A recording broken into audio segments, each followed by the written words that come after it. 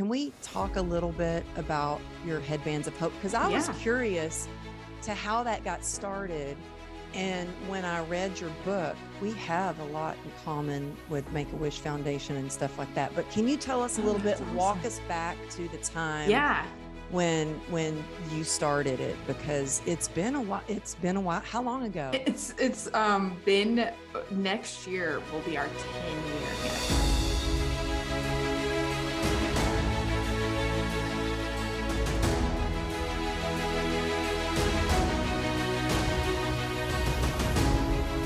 'Where do you feel like the optimism that you have for life comes from? Because you seem to have this superpower of no matter what, even if it's something you don't really think, oh, I don't know if I want to do this, you look at the bright side and you find the optimism in it. Where do you think that comes from what your dad taught you, or do you think that's who you are since you're a kid?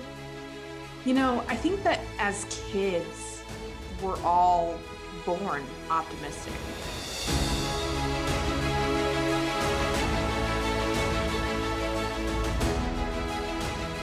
Percent of people want to write a book and they don't know how to get started. What are some of the things that you do through Bright Pages to help them? Because so many people want to write a book and 1% of those people actually go on to write a book. Yeah, that's a great question. I think that most of the time we're just overwhelmed with all the things that have to go into a book.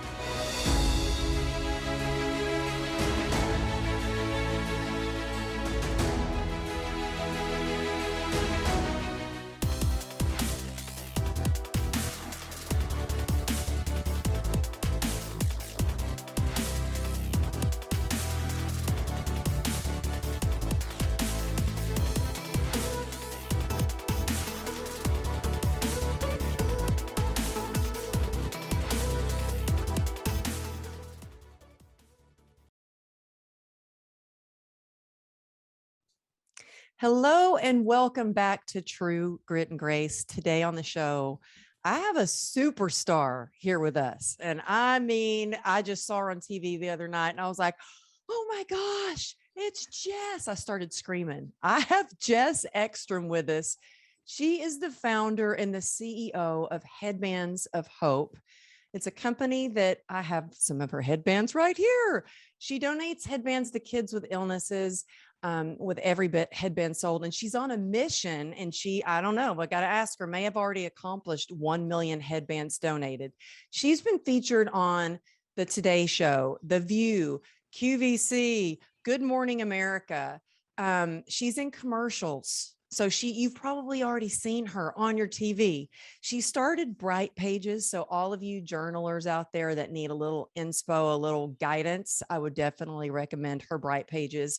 She has got a podcast. She's got a book. I have her book right here. I'm telling you, she's one of the best writers. We were talking before we started the show. She's one of the best writers. It's called Chasing the Bright Side. And she has a superpower of optimism that she shares with all, so we can all tap into that superpower. So happy to have you here with us today. Thank you, Jess, for being here. Thank you for having me. My head's not going to be able to fit out of my office. You just built me up so much. Oh my gosh. Well, you're amazing. And I think I scared my family the other night when I was watching, and what's so weird, I rarely watch TV, and the TV happened to be on and I was doing something in the background and I was like, oh my gosh, Jess is on TV. She's a legend. But I have loved reading your book. And we were saying, before we started recording, that Mitch Matthews, huge shout out to him, a good friend. Huge. Oh, I love him. He's a good friend of both of ours. And he's like, you guys have to meet. And I know when he makes an introduction that it's going to be like a person that's like solid gold. And he was right. I instantly fell in love with all that you do. And I think that did you just get home from living in an Airstream for a while? Just got home. We literally like 3 days ago pulled up in front of our house after a 2.5-year trip in an Airstream. It started off as like just a tour for Chasing the Bright Side. and was just going to be a couple months. And then we just kept going, but I'm glad to be Wow. back. Like this morning I did my laundry and I'm like, oh my gosh, I don't have to put quarters in this. This is my laundry machine. This is Wow. great. So it's Wow. been fun to be back. So you started out in your Airstream. Well, you went camping a Yeah. lot as a kid. I did too. That was the only family vacation I ever had was Same. camping. And it was some of the best days of my life. And so when you and I first met over Zoom, you were actually in your Airstream. And I was like, Mm-hmm. oh, I've always wanted an Airstream.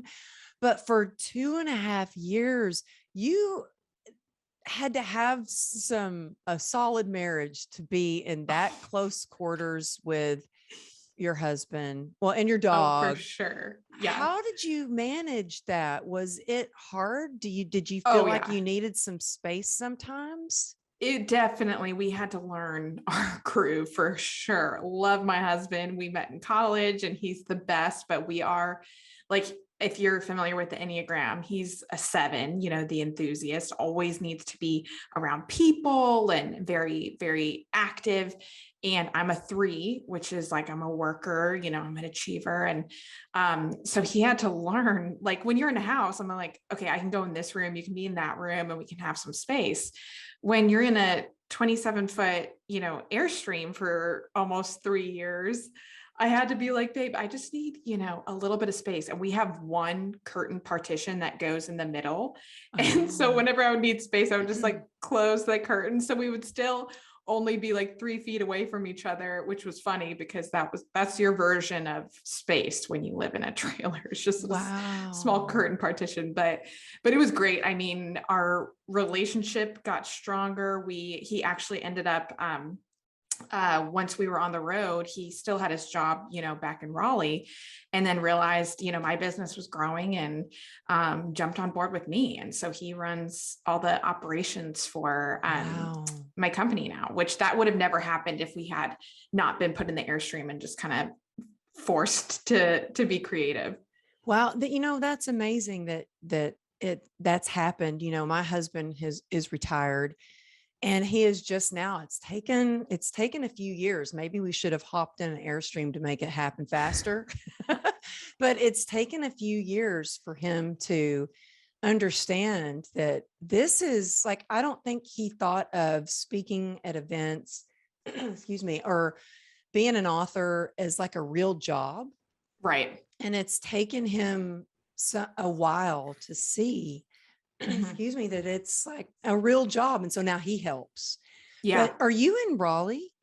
Yeah. Raleigh, Oh my North gosh, Carolina. I'm going to be there next month. I have got to see you. You have to come by. Oh, I Oh would my love to see gosh. you. Yeah, Raleigh's Yes. home base for us. Oh, I love North Carolina. I'm going to be there for an event, a speaking event. Before we get into all that you do with speaking, because you have spoken on some of the biggest stages and you now help other people Mhm. really fine tune their message and deliver an impactful message that inspires other people. Because we all have a story. I love your story and how you Thanks. grew up and the lessons that you share. And I love how you started Headbands of Hope. Can we talk a little bit about your Headbands of Hope? Because I was Yeah. curious to how that got started. And when I read your book, we have a lot in common with Make-A-Wish Foundation and stuff like that. But can you tell us a Oh, little that's bit, walk awesome. us back to the time Yeah. when you started it? Because it's been a while. It's been a while. How long ago? It's been next year will be our 10-year anniversary, which is Wow. crazy. So about 9.5 years. But yeah, I started Headbands of Hope when I was in college.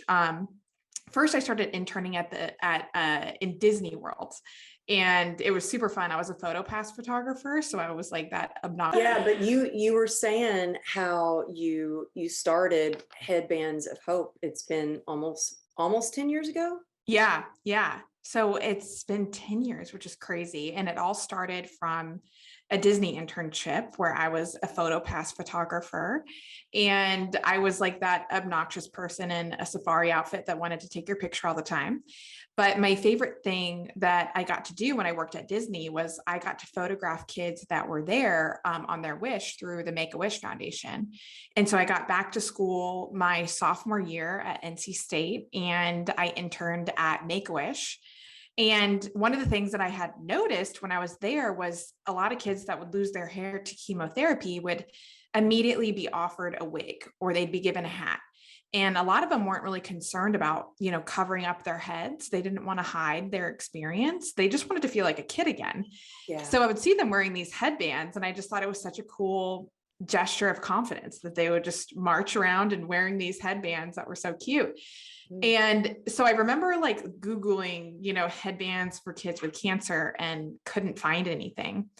And I think we put a lot of complexity around entrepreneurship. We put a lot of shiny words, but really like that's the moment when you become an entrepreneur, is when you're looking for something that you can't find, and you decide if you want to be the one to create it. And I think entrepreneurship at its core is just, creating what you wish existed. And that can be small or big scale. So I couldn't find anything. Didn't your dad kind of teach you that message when you were little? You were frustrated because your headphone wires, like I have now, were all tangled. And he was like, you need to invent that. Yeah. Because you were like, we need like a slinky, something that doesn't get tangled.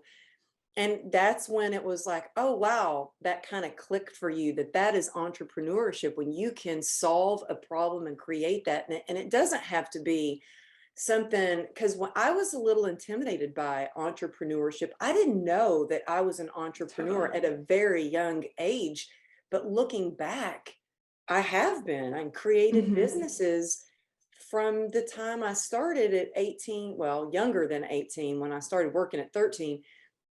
But I love how you share that it doesn't have to be some big complicated thing, that it can be something simple. And that is how you started. You're like, well, I can't find anything. But I love how you wanted to do the headbands, because it, instead of hiding, it really embraced. Yeah. I agree. I think when we think of entrepreneurship, we think of like Spotify or Airbnb or these Uber, these mega disruptors that change, how the world works. And that's a lot of pressure. And so you'll never start if that's what you're trying to be.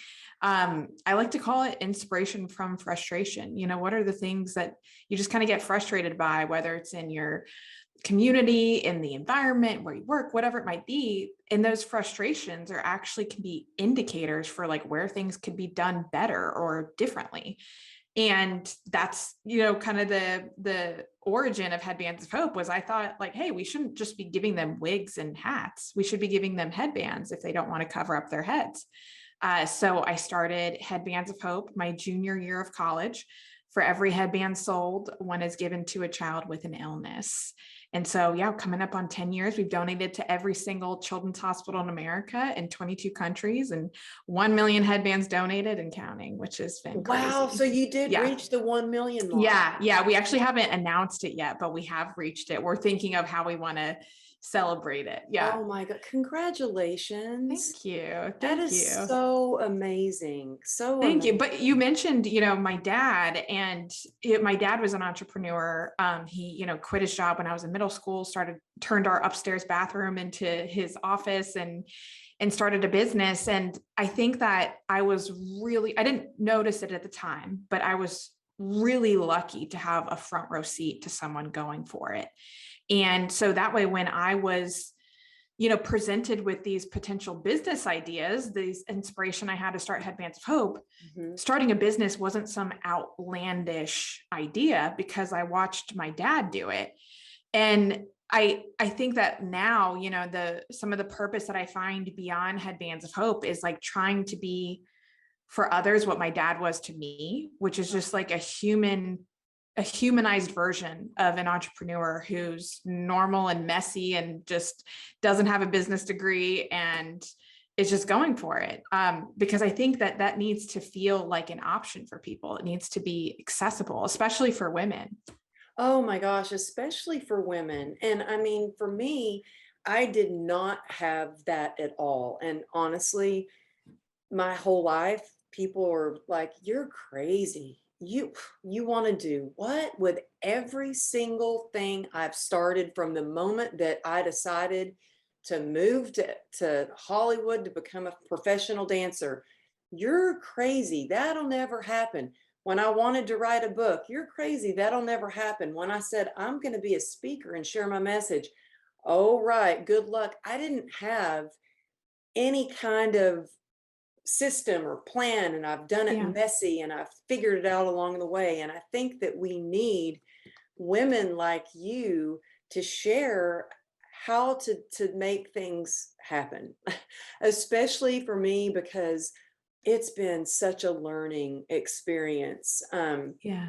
But I love for you, every step of your way, you have, when you started working at Disney, I'm not like, I think Disney is great, but I was never one of those Disney fanatics. Neither was I. Yeah. Like in your book, you're like, I've never been one of those Disney fanatics, Yeah. Yeah. but you looked at it with optimism of what could you learn from it, and one step led you to another, which led you to where you are now. I mean, that's how you reached out to the Make-A-Wish Foundation. And it made me think, I just got back in town. I was speaking at an event and on a stage only because I was invited to the movie premiere of Wishman. Did you see that movie? Oh, no, but I've heard of it. Yeah. So my friend Greg Reed, his wish, he had asked Frank, he was like, what is your wish? And he said, well, nobody's ever asked me. He said, I'd like to make a movie about my life. So to share the things that I've done, so my grandkids know who their grandfather was. So they made this movie. And I'm like, why? My husband's like, why are we going to this Wishman movie premiere? I'm like, I don't know, but something tells me I need to go to this. And one thing led me to another. I met the founder and the producer, and then they got to know what I did. And then I spoke at their events. So when I was reading in your book about how you took that chance, you were like, well, they never had interns at Make-A-Wish until they met me. And I reached out to them, and you were like, let me take a chance. Where do you feel like the optimism that you have for life comes from? Because you seem to have this superpower of no matter what, even if it's something you don't really think, oh, I don't know if I want to do this, you look at the bright side and you find the optimism in it. Where do you think that comes from? What your dad taught you, or do you think that's who you are since you're a kid? I think that as kids, we're all born optimistic.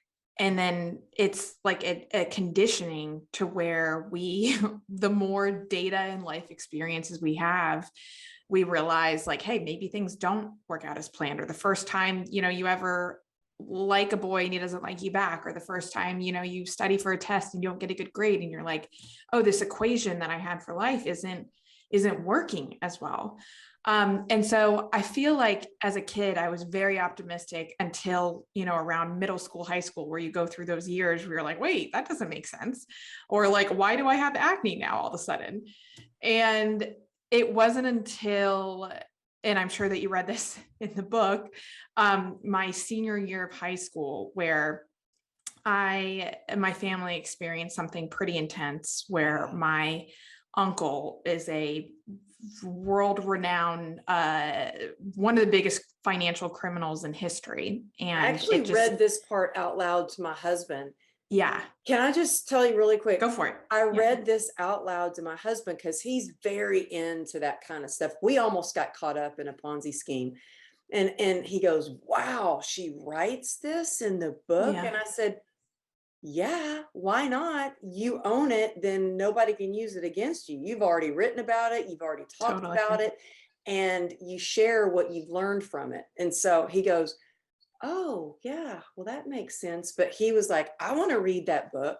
But yes, I was blown away when, tell everybody who your uncle is. Yeah. I mean, my uncle is Bernie Madoff. And, it was one of those things where I did compartmentalize it for a long time, for 11 years. Because So I you did didn't not share with want, people that was your uncle? no, it was actively trying to make sure that this was not found out or part of my story. And then, once I started speaking more and started Mic Drop Workshop, which helps women learn to speak and get, paid to do it. And it so much of the core part of what I teach is just like owning your story. And then all of the things that you've done, the good and the bad, have gifted you some sort of lesson that could be your opportunity to teach others. Mm-hmm. And then here I am saying this, and I'm like, have this skeleton in my closet that I'm not telling anyone. And so when I got the idea for Chasing the Bright Side, because I knew that this trained muscle of optimism played a really big role in starting Headbands of Hope and all the other things I'm doing. But really that muscle started to become into play when everything crashed in, December 2008, when not only, did the economy crash, but he was, exposed, and we were all just in this hurricane. Mm-hmm. And so I knew that if I was going to write this book, if I was going to be teaching women to own their stories, that I needed to not just talk the talk, but walk the walk. And honestly, writing it and remembering the details and being able to connect the dots was like closure that I didn't know that I needed personally. It's very cathartic, isn't it? It really is. When you write, I remember when I was in the middle of writing my book, my brother had just been sentenced to death. He sits on death row in Texas. I didn't write about that in the book. The book was already sent to the publisher, but I did write about some things that were really hard to write about, and things that I thought that I had dealt with, like sexual abuse, sobriety, and I realized when I wrote about it that it was very cathartic. And so I'm happy to hear that you had that same experience. Thank you.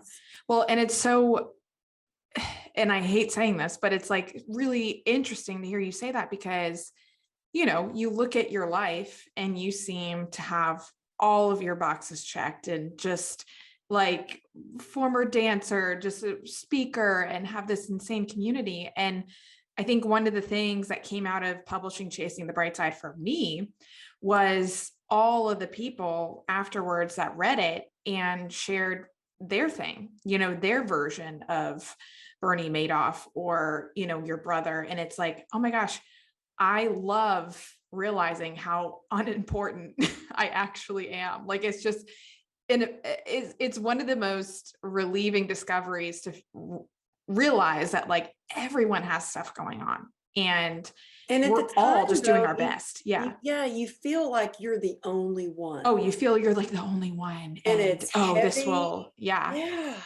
It's and and also I'm a firm believer in that once you really own your story and you share about it, and that's what I was trying to explain to my husband, but there was a lot of shame about, totally stuff I had gone through, especially, being sober, and my brother, because my husband's a lieutenant commander with a highway patrol. I mean, he just retired now, but everything is it was a lot. Yeah. Straight laced, like follow by the book. And now here's the wild card, me. But I realized by sharing my story that it's connected me with so many other amazing people. When you share things that are hard, or you feel vulnerable and you share those things, it really builds a deeper connection. And like you are the successful, you've got this company, you've got all these communities, you've got courses that you do. I told you, I see you on Facebook all the time. You like pop up, and you're everywhere you look. You're on TV, you're on Facebook, you're on Instagram. I mean, I'm surprised you have your podcast. You're probably sick of me, seeing me by now. No. But to know that you have gone through these struggles, but you seem to be able to find these bright spots. And that's one of the things that I really loved in your book is every experience that you've gone through, you give what you've learned and how we can apply it into our life. One of the things that I really loved is something as simple as saying, like, cutting out one word when you're talking. When you say yes, but instead of saying yes, but you say yes, and Totally. how improv taught you to do that. Yeah. You share a little bit about that. I think it's brilliant. Yeah. Well, I originally started taking improv classes, one, because I have like a dream of doing stand-up comedy, but two, Well, you I are knew, funny. oh, You are, thank you. in your writing, I crack up. So you Oh should my gosh, definitely do thank that. you. Do it. Go for But it. I had heard from other speakers that doing improv helped them be looser and especially when you start, doing any kind of emceeing gigs where you have to improvise and go with the flow. So I started taking improv classes to help my speaking and realized that this principle of yes and, so if you and I were doing improv together and the setting was like, okay, we're on the moon and a meteor just like came down and crashed, and we said like, yes, but the meteor, was too big or whatever, then we can't continue on with the scene. But if we said, yes, the meteor just crashed and now pink confetti is everywhere, then we can build on that scene. And so whenever I feel myself being almost like closed-minded and like, yeah, that won't work because this, I'm like, well, what if I just improvised for a second and said like, yes, that could work and it could turn into this? Because one of the things that I've learned, if I'm looking at my life right now, which is I lived in an Airstream for 2.5 years, I started a hair accessory company that, Khloe Kardashian now wears.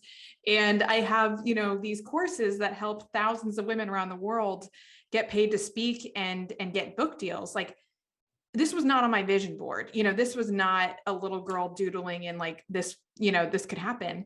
And so what I've learned is that, like, yes, let's have goals and let's have dreams and visions, but there are so many winning possibilities for us that we don't even know exist yet. Like, there are so many things that are possible that could feel so amazing that, like, we don't even know that they exist. And so we have to just continue to say yes and keep showing up, just like you did at the movie premiere, because, like, who knows who you're going to brush shoulders with? Who knows who you're going to meet that your life could take a completely different direction that's not on your vision board, but could be equally as wonderful or even better. And so I think a lot of people think like optimism is really having that tunnel vision. But I really think it's just like making the wonder be louder than the limits. How much airtime are we giving to the wonder versus the airtime we give to our limits? So I think that's what it is. Mic drop right there. Oh, thanks. Oh my gosh, it's so true though. In fact, I just was talking to a client yesterday who has a surgery coming up, and she's so nervous about it when she's waited to have this surgery that's going to help her. And I said, it's normal to get nervous about surgery. I mean, I know I've had 34 of them on my leg. I don't really get nervous anymore about surgery because I've trained my thoughts. And one of the things that I do is I use affirmations anytime I have that thought of worry or, oh, but what if, or, oh, I switch my thoughts. And so I told her, anytime you have one of those thoughts, erase, write that down and then write down an affirmation. I mean, I love affirmations. Actually, I have one right here on my taped, and it says, I am fearlessly visible. I boldly shine my light. God walks with me. Like, I need those I love that. affirmations sometimes just to, we need to remind ourselves of all the possibilities and keep our mind on the wonder instead of the limits. Like you said, I love that. And if we say, and And it's, it's easy, especially when if you don't have a lot of support around you, it would be easy Mhm. to start doubting yourselves or dream very small. And I don't think if I ever would have, if I would have listened to some people who were like, you're just a fitness girl, you don't even own a computer, you'll never write a book. I never would have written a book. Who knows? I never would have had the opportunity to be on the Today Show. Who would have thought that? I always think you never know. I mean, Never know. you never know. And I love that you said you never know who you're going to brush shoulders with. And Right. and a lot of times I'm like, you know what? I'm always exactly where I'm supposed to be. I'm supposed to meet whoever I'm supposed to meet. And that also takes a lot of like the chase out of it. Like, I don't want to be Mhm. chasing. I want to be in the present moment.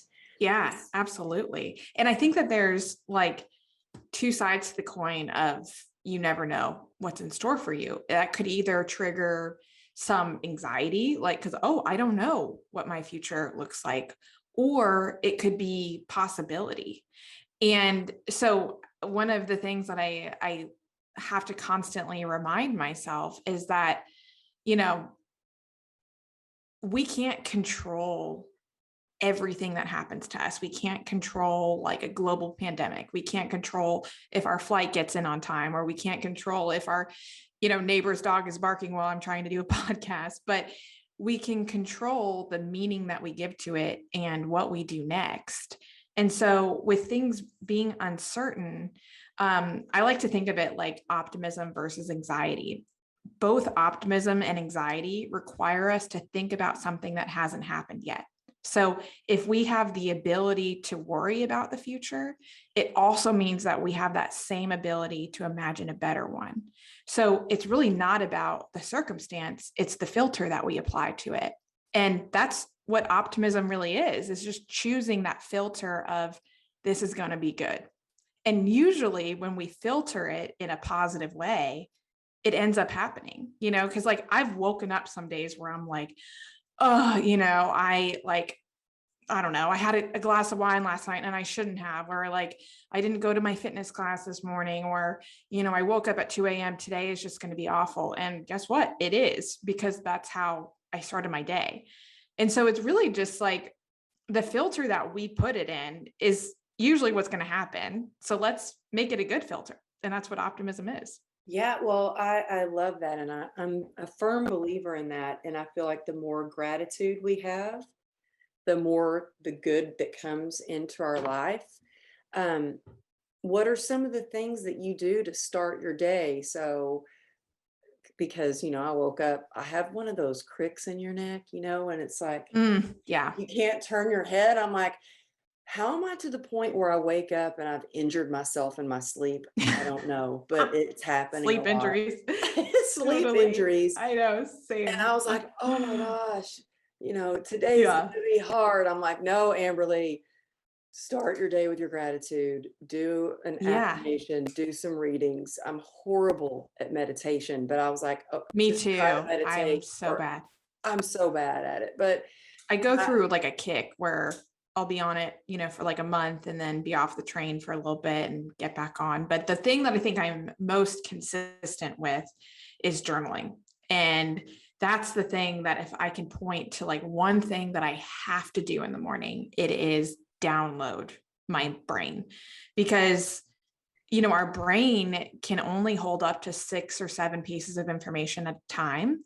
And then anything above that, we start to get overwhelmed. And I don't know about oh, you, but like wow. there's more than 6 or 7 pieces of information, especially in the morning when you're trying to think about what you have to do today or what happened yesterday. And it's just, for me, it's like Yeah. the crossroads of my head is in the morning going in all these different directions.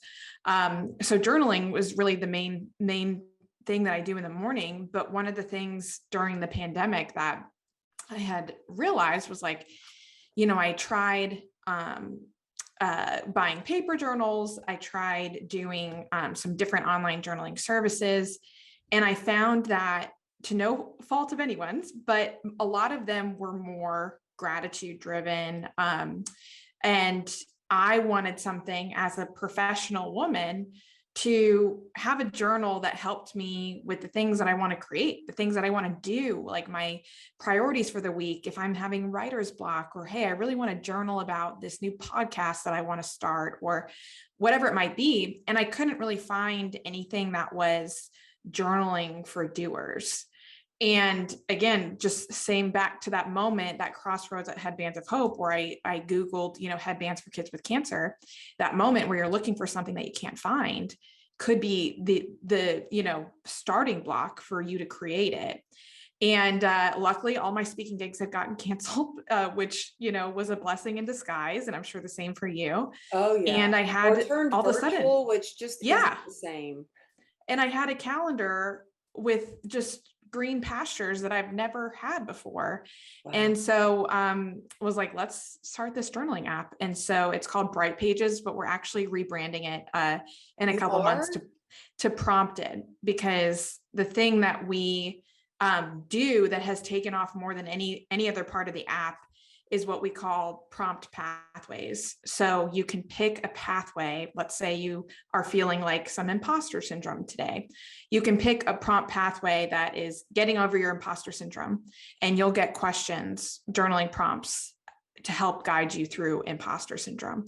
Or That's if you are, because I think all of us have felt that at some point. Well, even like something tactical. A lot of women in my community want to write a book. So there's a book writing pathway that give you questions to flesh out your book idea. And at the end of that pathway, you'll have a book proposal, to pitch to an agent. And so the pathways are created by guides. I would love for you to be one of them. And so it's people who have done it. And they're like, here are the questions that have helped me, because I feel like now more than ever, we have access to so much content, so much information. So sometimes we don't need more answers. We need the right questions. Like a lot of times what we need, we already have. We just need someone to help us extract it, So that's where Bright Pages came from. Yeah. So that's journaling, amazing. To answer your question, is the main thing. So with Bright Pages, is it something that anybody can do online? It's an app that they can get? Yeah, right now it's web-based. So you can go to brightpages.com and check it out, and anyone can sign up. We're doing, we have a free version and a paid version right now. And it's going to be, right now it's, I think it's like $20 for the year or something. Like we want to just get people on it. I wondered how much it was. I mean, I've looked at. Well, it's gonna go up eventually, but right now the people on it is more valuable than the money that it brings in, because we learn more and more with each, person that comes on, what they're, if there are bugs or what pathways people want to take.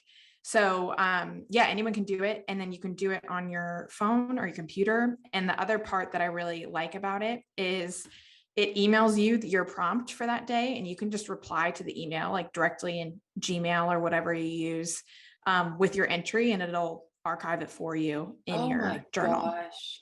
So that is amazing. It's journaling for busy people. Yeah. That is amazing. I mean, okay, so I don't like to say I'm technically challenged. I like to say I'm getting better at technology. I am learning this stuff, but I mean, 4 years ago, I didn't even own a computer. I was not on social media. What? No, I mean, so when I see all that you've done, I'm inspired by just your knowledge, and that you've put things together, and that your courses and even your website is beautiful. Oh, thank you. How I mean, it really is. I'm so impressed. Well, I can't take credit. It's like, honestly, it's just getting the right people on your team who their strengths are your weaknesses. Like, I'm not technologically savvy either.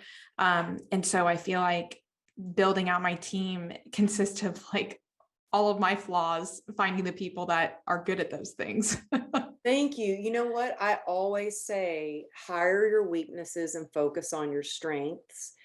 100%. I need to like put that on my forehead. That's yeah. And then don't try to learn how to code. That's just not a good use of your time. Yeah. That's exactly right. You know, when I had started, I was doing everything on my own, which Yeah. is good because I learned how to use the Instagram app. Still trying to figure out Facebook a little bit, but I ended up sticking to Instagram more. So I learned how And to it paid use it. off for you. Look at you Oh now. my Holy gosh, so cow. it paid off. And I have to tell you now, I never imagined I would be invited to go to different people's masterminds to teach people how to optimize their Instagram. And at this event that we were at, they had a contest for whoever did a post that got the most engagement and likes or whatever, won all this big elaborate prize. It was like, I don't know, $4,000 worth of stuff. I won. That's amazing. I was like, I won. And I was like, all those hours that I spent on Instagram, hours and hours and hours, it's finally paid off. And like you said, you never know when something like that's going to happen. So I love that you have okay, so I was asking, like, what are some, because 81% of people want to write a book and they don't know how to get started. What are some of the things that you do through Bright Pages to help them? Because so many people want to write a book, and 1% of those people actually go on to write a book. Yeah, that's a great question. I think that most of the time we're just overwhelmed with all the things that have to go into a book. And so instead, just start with figuring out your idea in a way that serves others. And so if you're on Bright Pages, take the book writing pathway and it'll help you do that. But one thing that I like to do when I have an idea for a book or a speech is I do what I call the tree exercise. And this is what I teach in Mic Drop Workshop and Book Pop, where I have the theme of what I want my book to be. So let's say it's optimism, like chasing the bright side. And I draw a tree trunk and I put optimism, as that theme, that promise that I want to give people. And then I ask myself, what do readers need to know in order to learn how to be optimistic? And each one I create a branch. So, okay, they need to learn how to go for it. They need to learn how to be adaptable. They need to learn how to use optimism as a strategy. And I start filling out these branches. And if I can create 12 to 15 branches, then that's a book idea. Because Wow, sometimes I we're love like, that. yeah, it just gives you like, do I have enough? The goal of a book should be to provide a transformation for a reader. And so each chapter is a different mechanism or lesson in how to do that. And so sometimes we don't know, like, okay, do I have enough to write about with optimism? But if you can create 12 to 15 different branches, which are those mechanisms that would be your future chapters, then you have a solid book idea. But sometimes I'll like create, an idea and I only can kind of write 4 to 5 branches. And I'm like, maybe this is a blog post or maybe this is an article, but not a full book.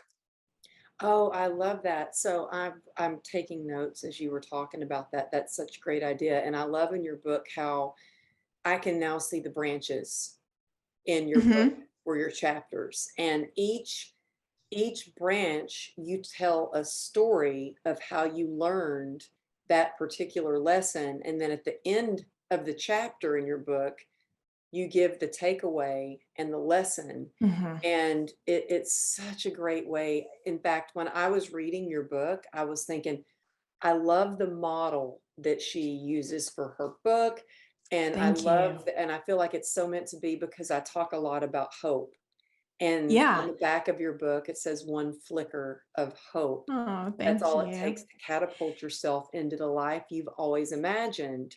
And I Mm-hmm. always say that's all it takes. It's just a glimmer of hope to keep you moving forward. And I mean, you've got Marie Forleo giving you a shout out of your, I mean, testimony in your book. Hello, I'm such a huge fan of hers. And so I really, really thoroughly enjoyed your book. Your book is one of Thank those that you. I turned pages, I turned pages over. I actually have my highlighter. I was highlighting things in the book. And I feel like your book, you could take so many different nuggets and turn them into blog post or Instagram post. And so I love the idea of using that tree Thank you. trunk to create a book and using that tree trunk to create a motivational talk or, Yeah. speech, and how many trunks do you use, or how many branches do you use when you're creating a talk that you're preparing? So with talks, I use 3 to 5. Okay, that's And what I do because too. you don't want to overwhelm, people. And so the good thing about having a book is you pick your best 3 to 5 branches out of the, 12 to 15 that you have and turn it into a talk. And so writing a book and giving a talk are so synergistic because you are already creating the content, whether that's for your talk or for your book.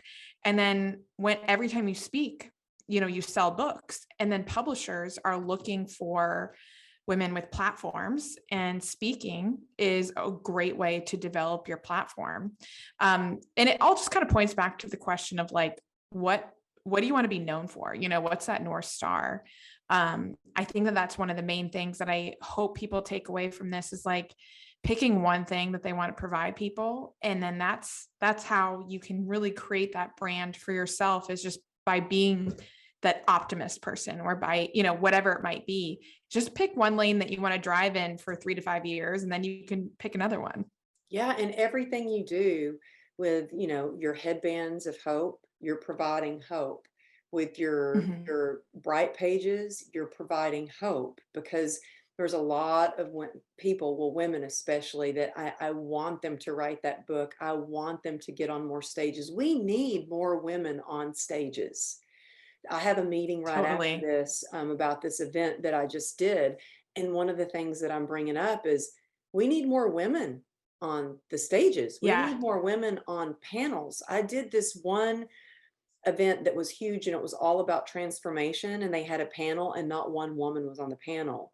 And so I was like, dude, we need more women on panels. And so they created, after I talked with them, and my husband was like, I can't believe you're going to talk to the founder about he needs more women. I'm so glad that you did. Well, and I talked to him, and so then they developed a whole event just for powerful women. And I'm like, well, let's do a whole event together with women Yeah. again. We don't need our separate event. We do need the separate events, but we need events 100%. shoulder to shoulder, And so I love that Yeah. you give, that is such a powerful tool I'm going to use, is having that tree trunk. And Oh, good. oh, I love that. Well, I'll tell Well, and you the here. whole I the whole got thing my is tree just trunk drawn here. I yes. swear. I think it's The brilliant. whole thing is just like making these leaps of faith accessible to people. You don't have to be a unicorn. You don't have to have some crazy new theory that you're introducing. It's like speaking, writing, thought leadership, entrepreneurship. It can all be there, for people. So how do we make it so it doesn't seem that as scary as it might feel when you're sitting in the audience? Like, and that's why we need women and diverse speakers and just authenticity up there, is because the way that you can really make an impact on stage, or whether you write a book, is if an audience member can connect the dots from where they're sitting to where you're sitting or standing on stage. And so if it feels like it's so far away, like, oh, I can't relate, to that like white man who went to Harvard, or I can't relate to this Olympic, athlete, or whatever it might be. We have to have relatable thought leaders out there for people to be able to make that connection. Like, that could be me. So you don't have to be perfect. You don't have to be an expert. Like, just have something that you want to teach that you feel like you're 10% ahead, where you can teach on that. Oh, I think that is brilliant. And it's so true. And, I share a lot of my struggles and share how I got through it, and then the different ways that I got through it, because none of us are perfect. We're all human, just trying to figure this Yeah, all out. And so when totally. people find out that, look, I didn't even own a computer, I hand wrote 90% of my book, they're like, oh, well, I could do that. If she did it, I could do it. And that's what I want people to know, is that I'm Yeah. just trying to figure it all out. I had this huge company reach out to me, and they're like, hey, I'd done this speaking gig with him. He was this powerful billionaire. At the event, each speaker gave something away. I gave a downloadable gratitude journal. That was my gift. He gave away a house. I was like, wait, What? afterward, I swear, afterwards, I was like, wait, wow, way to one up me, man. I I give probably would have away given drone, you away give away a headbands. So yeah. house. I was like, wow. He Uh, reached out to me and he's like, hey, I'd really like to use your brander, the guy, whoever is doing your branding and your social media for you. And I was like, that would be me. And he goes, you do it? And I'm like, yeah. He goes, well, I'd love to hire you to help me with our Instagram, our social media. I said, I have to say, I don't know what I'm doing. I'm just figuring it out as I go along. And he said, well, that's why we want you, because you've seemed to figure it out. And I'm like, no, yeah. I haven't figured it out. I'm taking chances. I'm just doing what's on my heart. I'm doing what you do. Yes. And let's do this and this and this, and you never know, and that's the excitement of it all. But I just Yeah. love all that you share. I love that you're Thank giving you. these children hope, and you're teaching them to embrace their who they are and to be authentic. You provide such joy. Jess, you are such a light in this world, and Thank you're you. helping so many women to achieve their dreams with your Bright Pages. Y'all go out, tell them where they can find your book. I highly recommend this Yes. book. This is seriously one of my favorite books. You're one of my favorite people, and I can't wait to spend time with you. I want to see Thank you and you. hug your neck. Yes. We're gonna When you're have in to figure Raleigh that for out. So sure. we'll talk after Yeah. this. Well, But absolutely. Yeah. You can come to my website, jessekstrom.com, and you can get Chasing the Bright Side really anywhere books are sold. And if it's not at your local library or local bookstore, you can request that they get it. And yeah, would love to have you on Bright Pages. You can go to brightpages.com. that was brilliant, by the way. That is one key little secret that I tell everybody who wants to write a book. Every city that I go to any bookstore I see or any library I see, I pop in there and I request for them to hold my book, and because they have to Yeah, order it. So then guess totally. what? Your book is in that store. So Totally. I do that with in libraries. Like every single library almost has like that online request form where you can request that a library carries that book. So I love it. Yeah, yeah, we think a lot alike. So totally. yes, tell Great them your minds. website again so they can go check out all your goodies. Yes, for Bright Pages, you can go to brightpages.com. And my website is just my first and last name, jessekstrom.com. And would love to see you on there. Yeah. And I also highly recommend following you on Instagram, especially Oh, thank you. your Bright Pages, because you put some great journal prompts right there on Oh, Instagram, thank you. and quotes, and you celebrate other women on there as well. So if you're listening to this and you're out for a run, or you're, whatever you might be doing, don't worry, that all the links are in the show notes. So you can check it out, but make sure y'all check her out. She's an amazing lady. And anyway, thank you for Thank you for having sharing me. your wisdom, being patient as we record. If there's a part of Absolutely. this that really resonated with you, take a screenshot and share it on your social media, and tag us at Amberly Lago Motivation and Jess _Ekstrom, I believe it is, right? You got it. Yes. Thank Yeah. you. Can you tell I stalk you a little bit? I love it. I'm like, I even forget the underscore. So that was great. Yeah. Yes. So yeah, y'all reach out to her, tell her you heard her right here on True Grit and Grace. And thank you for tuning in. Thank you, Jess. You're amazing. Thanks, Amberly.